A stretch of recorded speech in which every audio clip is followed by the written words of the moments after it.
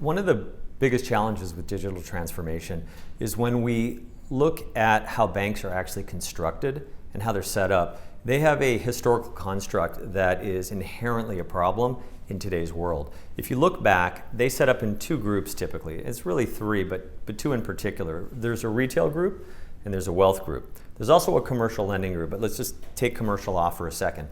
When you look at retail and you look at wealth, the problem is historically that's been okay. You had savers over on one side and certificates of deposit, maybe even a money market fund. And then over on the wealth side, you had high net worth individuals.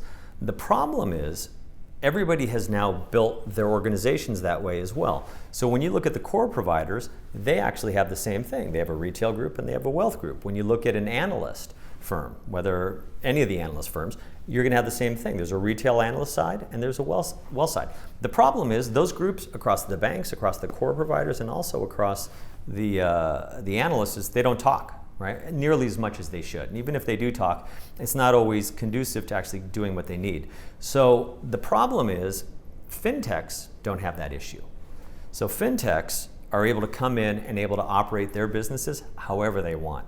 There are no constructs for them, there are no barriers. So when you look at fintechs, I can cut them up into three pieces as it relates to savings and wealth.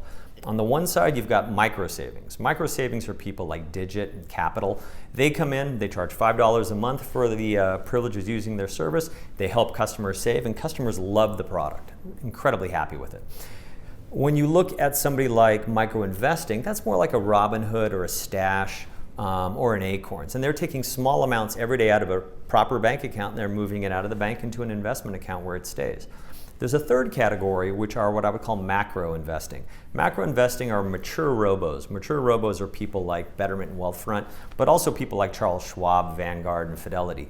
And when you take all three of those groups together, in general, they are taking between 4 and 6% of a bank's deposits out of the bank every year. That is net outflows. So if you're a bank and you're trying to grow 5 or maybe 10% a year, if you're not acquiring another bank, you're going to have a really tough road because you have to go acquire brand new deposits.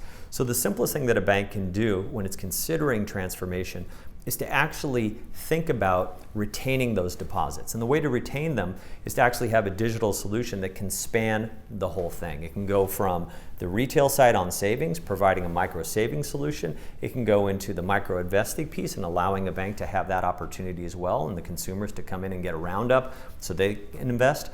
And then when it comes to the macro investing piece, it allows them to also be able to do robo-advice and to not have to wait and have $250,000 to be able to have an account, but to be able to bring it down to something like $5,000 or $2,500 and be able to do that in the way that the bank wants. But if you do it properly and you have a digital solution that can work across all those categories, then what you have is an opportunity to retain deposits 4 to 6% every single year. And if you have that, it's a heck of a lot easier to grow than if you're just buying banks.